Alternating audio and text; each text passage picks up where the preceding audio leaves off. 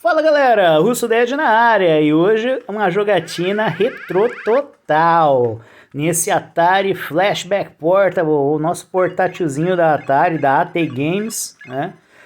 Vamos jogar um pouquinho de Frogger, nosso sapinho preferido, né? Naquela época, muitos e muitos anos atrás, numa galáxia muito, mas muito distante mesmo. Esse é um daqueles jogos, né? Que fez parte do imaginário popular das nossas crianças, que hoje já são quarentões, cinquentões, né? Afinal de contas, lá no auge do Atari 2600, né? Nós tivemos grandes jogos, dentre esses, este do nosso sapinho que precisa atravessar este caos. Como vocês podem observar, o jogo é muito simples, né? Ali a premissa é você entender, né? O que fazer, como fazer para se livrar dos obstáculos no caminho até chegar lá do outro lado, né?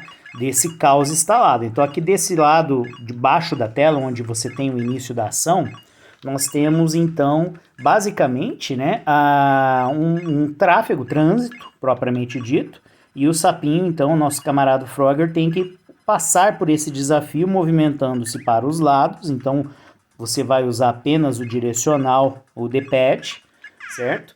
E se estivéssemos jogando, né, no próprio Atari, né, o nosso manchezinho, né, do controlezinho da Atari, ok? Esse é um game que ele responde muito bem então aos comandos. Então o D-pad ele caiu como uma luva literalmente para que pudéssemos, né, utilizar neste jogo, tá? Outros jogos também, mas em específico falando de Frogger, né? Vocês vão observar que durante a jogatina várias vezes, né, eu não consegui ultrapassar e só lá pro final do vídeo que vocês vão perceber que eu consigo então, né, ultrapassar o desafio de chegar lá do outro lado, porque você tem que ter uma mecânica em relação ao tempo exato, né? Então, para que você consiga a primeira parte da tela, que é a parte de baixo, onde você tem o trânsito, ela é relativamente simples, né? Então, você consegue daí nesse contexto passar rapidinho ali para o meio da tela.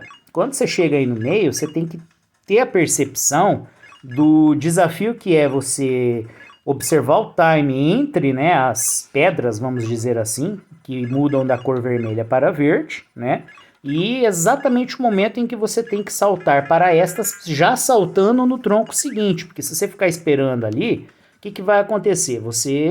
Ela vai ficar verde, você vai afundar na água, ok?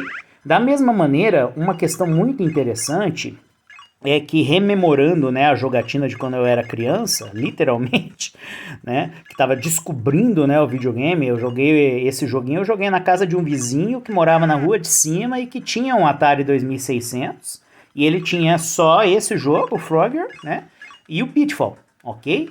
E então, a gente ficou durante um tempão, né, quando eu tive esse primeiro contato com o que, né, para mim naquela época nem sabia o conceito de videogame qual era, né?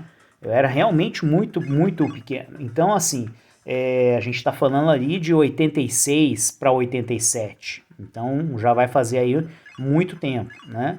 E esse primeiro contato com o Frogger foi justamente no sentido de que era um jogo mais infantil do que o Pitfall. Então, em tese, ele era mais fácil. Só que assim, além de você ser uma criança com 3 para 4 anos de idade e não saber o que estava fazendo, nem entender, na verdade, o que estava acontecendo, a gente ficava encantado, na verdade, com as características do jogo. Salientando que o meu primeiro contato com o Atari 2600 foi numa TV preto e branco, daquelas de madeirão antigo. Justamente porque a família não deixava, né, o videogame ser ligado na TV, entre aspas, principal da casa, que aí era uma televisão 14 polegadas colorida, né? Então olha que loucura, né, cara? E realmente isso fez parte do nosso imaginário popular, né? O videogame vai estragar a televisão, né? E então a família em questão, né, não deixava, né, o videogame ligado na TV principal, muito embora essa TV preto e branco secundária que eles tinham ficasse na mesma sala, que era o local onde eles assistiam à televisão principal e onde também a molecada podia então ficar ali jogando o videogame. E aí, por um acaso, eu nem me recordo o contexto exatamente, até porque foi uma vez só que eu tive esse contato nessa residência com o Atari 2600, né? Foi com o Frogger. Então minha primeira experiência, né, do ponto de vista de videogame foi justamente com esse joguinho do sapo, porque todo mundo falava que era um joguinho bonitinho para crianças, né, que você tinha que atravessar a rua ali né? Que na verdade não era só uma rua, né? E assim, gente, o jogo ele tem a característica de um quebra-cabeça. Simples assim. Não tem muito para onde para você fugir. O conceito, né, do jogo é de um quebra-cabeça. Ali, como vocês podem observar, foi uma das vezes em que eu consegui atravessar todo esse caos, né? Por que é um quebra-cabeça? Porque você precisa, primeiro, né, passar pelos obstáculos, que vão dos mais simples para os mais complexos, e em segunda instância, você precisa também ter a característica, né, de entender os tempos e movimentos para que você consiga daí sair, né, da situação do tronco para vamos dizer assim, as algas ou rochas, né, vamos dizer nesse conceito, para que você possa daí chegar lá do outro lado e que também tem o local certo para você chegar. Não é simplesmente você pular lá do outro lado lá e cair no verdinho que você morre também, entendeu? Então é um conceito bastante intrincado, mas traz muita nostalgia e vale destacar que a jogabilidade no Atari portátil é muito boa, o D-pad responde muito bem, certo? Graficamente falando, por se tratar de uma telinha menor, também fica muito legal a experiência de jogo.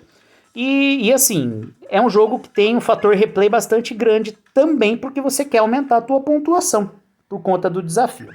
É isso aí, galera. Russo Dead se despede. Se você gostou, deixa o seu like. Se você quiser saber quais serão os próximos vídeos, é só se inscrever e ativar o sininho.